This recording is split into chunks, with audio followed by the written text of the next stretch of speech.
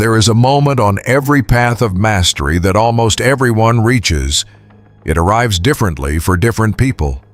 For some, it comes early, in the first months of training, when the gap between where they are and where they want to be feels impossibly wide. For others, it comes later, after years of genuine effort, when progress seems to have stopped. But it always comes, without exception. It is the moment when the voice says, "Enough." When the body is tired and the results feel insufficient, and the path ahead looks longer than the path behind. When quitting feels not just possible but reasonable. Most people listen to that voice. And this is simply the truth about the nature of mastery, that it is designed to be survived rather than enjoyed. That the path to greatness passes through a valley so dark and so long that most people turn back before they see the light on the other side. The samurai had a name for this valley. They called it the dip, the place where ordinary people stop and extraordinary people are made. In the next 22 minutes, we are going to walk that valley together. We are going to understand exactly why it exists, what it is asking of you, and how the warriors who became legends learned not just to endure it, but to use it. Because the valley is not the enemy of your greatness. It is the forge of it. The beginning of any path feels nothing like what the end will feel like. When you start, there is a period of rapid, visible progress. Every session produces noticeable change. The feedback is immediate and encouraging. The path feels alive. Then something changes. The rapid progress slows. The improvements become smaller and harder to see.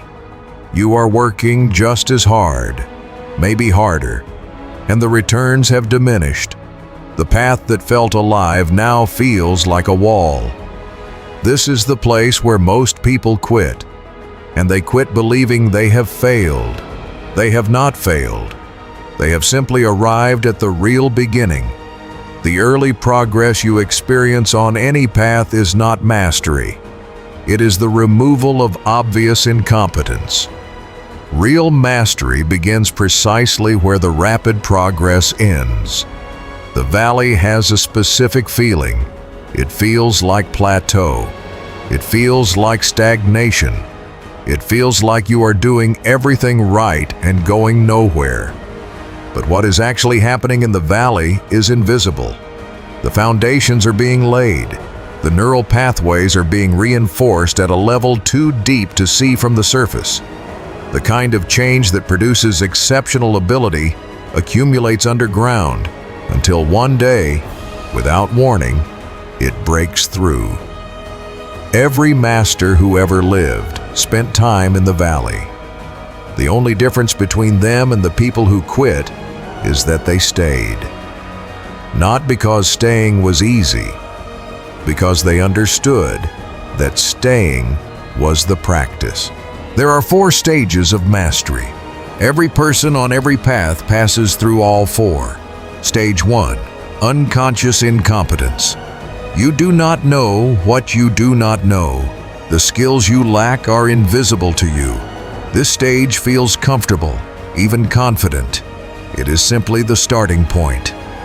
Stage 2, conscious incompetence.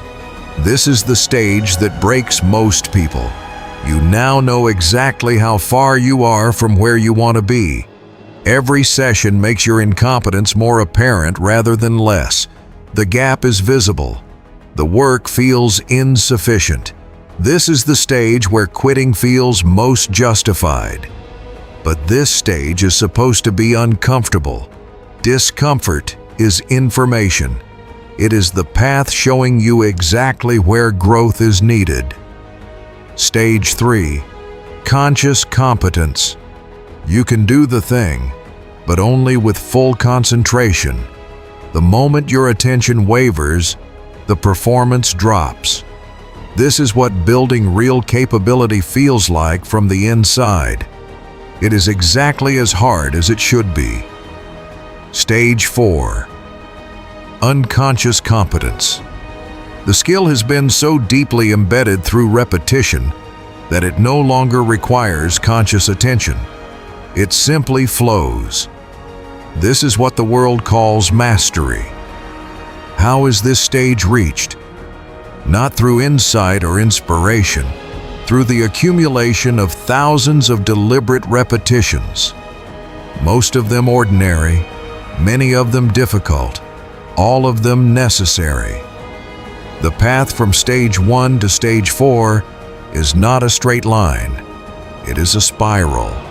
Every new dimension of mastery begins again at stage 1. This is not regression. This is the structure of genuine growth. The samurai's mastery code has 5 principles. Principle 1. Commitment before competence. The warrior committed to the path before he knew whether he would succeed. He did not wait for evidence of talent before beginning. He committed first. The evidence came later. Make the decision fully, without conditions. Principle 2. Process over outcome.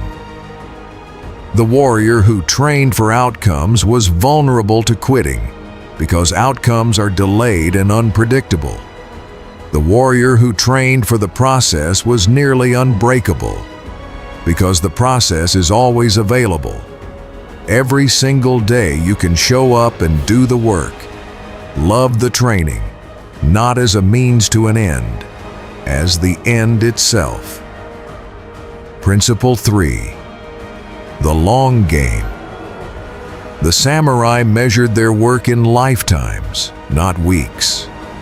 When you are genuinely playing the long game, the pressure of immediate results dissolves.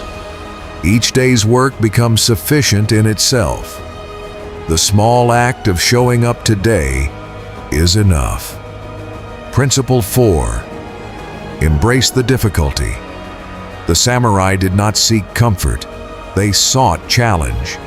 Difficulty is the raw material of mastery. You cannot build strength without resistance. You cannot build courage without fear. When the path becomes hard, go deeper into the difficulty. The valley is not happening to you. It is happening for you. Principle 5. Identity over motivation. Motivation is a feeling. Feelings fluctuate. The warrior did not rely on motivation. He relied on identity. He did not think I sometimes train when I feel like it. He thought I am a warrior. Warriors train. When your practice becomes part of who you are, the question of whether to continue stops being a question. People quit for 5 reasons, and every one can be met. They quit when the gap feels permanent. The warrior's response: do not look at the destination. Look at the next step. Just the next step. 10,000 next steps taken one at a time will carry you somewhere that looking at the summit never could. They quit when they compare their beginning to someone else's middle. The warrior's response: your only competition is who you were yesterday. The master's path and your path are different paths. They quit when results stop coming quickly. The warrior's response: trust the compound effect. Underground growth is still growth. The tree that grows slowly has the deepest roots. They quit when they are tired. The warrior's response: know the difference between the resistance that asks you to grow and the depletion that asks you to recover. Rest with intention. It is not quitting. It is building tomorrow's strength. They quit because nobody is watching. The warrior's response: become the witness. Train as though the master is watching, because the only master whose judgment ultimately matters is the one inside you.